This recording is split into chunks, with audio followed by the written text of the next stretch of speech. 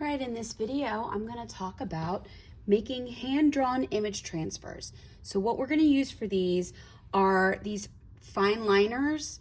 They're just basically like bottles with a really tiny needle-like point for drawing.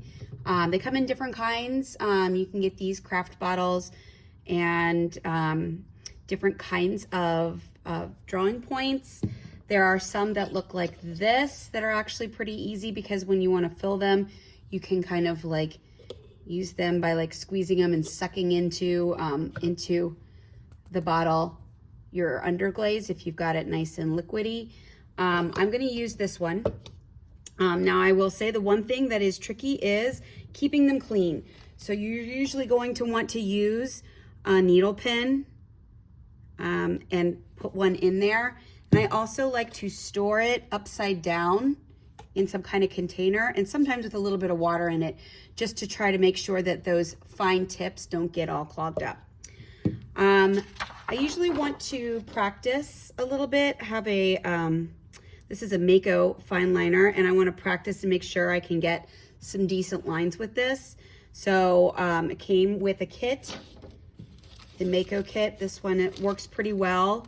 It comes with a little metal tip that you can add onto it, and it comes with a pin that you can use to put inside the metal tip. So you kind of have all of your stuff right there. Okay, so what we are going to be making are some image transfers, and I have those ready to go. I have my designs. It's backwards because my image transfer will be backwards once I've got it going. And then I also have some underglazes, and I also have some slip that I've mixed that I'm going to use. So with this, I'm going to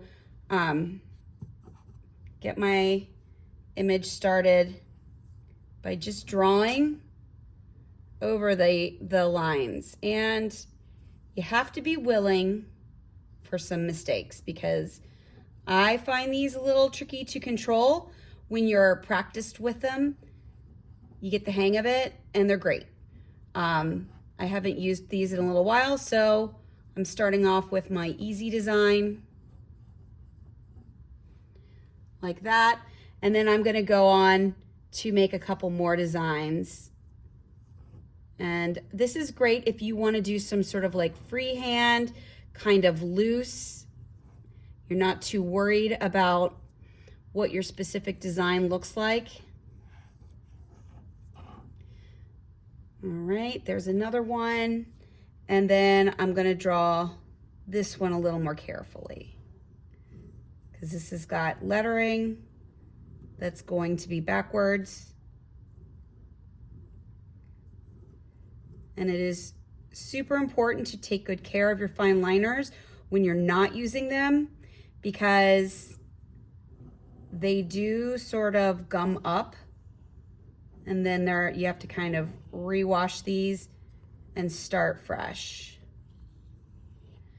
I have a little bit of a bumpy surface, which is okay. Okay, so I've got my outlines here.